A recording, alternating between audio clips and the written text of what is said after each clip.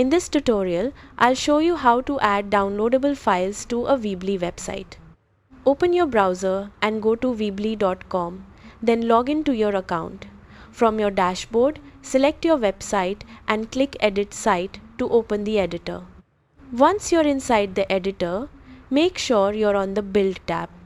On the left side, scroll down and find the file element. If you don't see it, click Show All Elements. Drag the file element onto your page where you want the download link to appear. Click on the element, then choose Upload File and select the file from your computer. After the upload is complete, a download link will automatically appear on your page. You can click the element again to rename the link or adjust its position.